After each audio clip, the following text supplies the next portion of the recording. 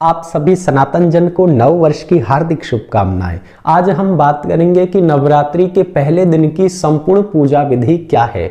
आते हैं पूजा की स्टार्टिंग में। सबसे पहले हम प्रारंभ करते हैं कलश स्थापन से।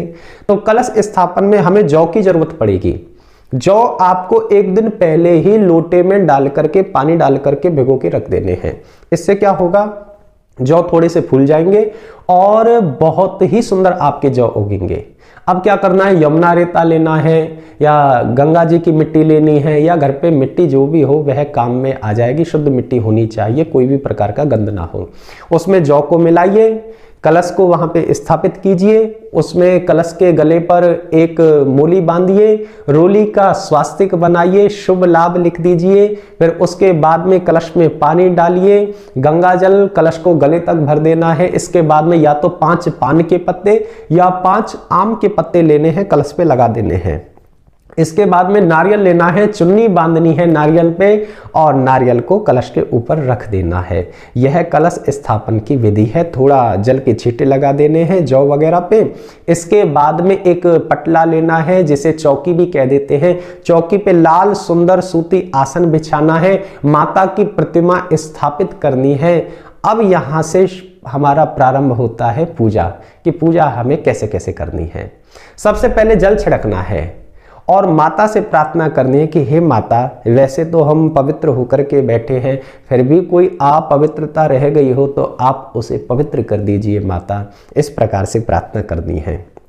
अब माता को स्नान कराना है, थोड़ा जल लेना है, स्नान कराना है, भाव रखना है। माँ शैलपुत्री को स्नान करा रही हूँ। शैलपुत्री कैसी है हमारी, आप नेट पे भी देख लेना।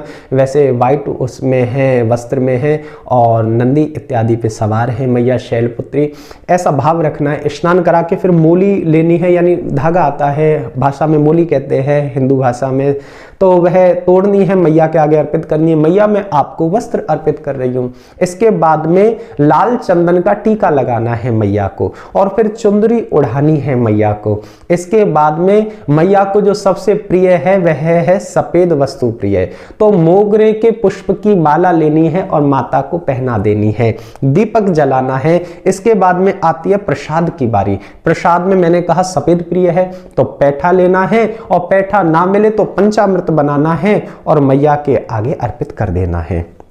इसके बाद में क्या करना है कि जल छिड़क देना है जरा सा और फिर करना है संकल्प। बिना संकल्प के सारे कार्य अधूरे हो जाते हैं, किसी भी पूजा का फल नहीं मिलता है। संकल्प अब आपको आता नहीं तो बोलना कैसे है, जल हाथ में लेना है और माता रानी से बोलना है, हे माता रानी ये अमुक क्षेत्र है, यानी उसका नाम लेना है। ये हमारे मकान का नंबर ये है, आज ये तिथि है, ये वार है, ये समय है और ये मास है, चैत्र मास है और ये शुक्ल पक्ष है। माता मैं नवरात्रि के नव व्रत कर रही हूं, यानी निर्जला व्रत कर रही हूं या फलाहार व्रत कर रही हूं या दुर्गा सप्तशती का संपूर्ण पाठ कर रही हूं 9 दिन में, या माता मैं 9 दिन में आपके 9 स्वरूपों की भली भांति प्रकार से पूजा करूंगी। माता मेरे परिवार के ऊपर अपनी कृपा बरसाए रखना, मेरे परिवार के ऊपर सबके ऊपर अपनी छत्र छाया बनाए रखना, अपनी कृपा बनाए रखना। इस प्रकार से संकल्प कह करके मैया के सामने जल को छोड़ देना है। अब क्या करना है, अब मैया को जो प्रिय पाठ है वह पाठ करने हैं। मैया को प्रिय पाठ है सप्त श्लोकी दुर्गा और श्री शुद्ध कुंज का स्तोत्र। आप कहोगे ये तो हमें आते नहीं है पढ़ने, तो डिस्क्रिप्शन में लिंक है संपूर्ण दुर्गा सप्तशती का और उन पाठों का लिंक है। सुनने मात्र से भी संपूर्ण पाठ का आपको फल मिल जाएगा। और यदि आपको दुर्गा सप्तशती पढ़नी आती है तो चमन वाली मत लाना, आप सनातनी हैं, पुराणों की तरफ आइए।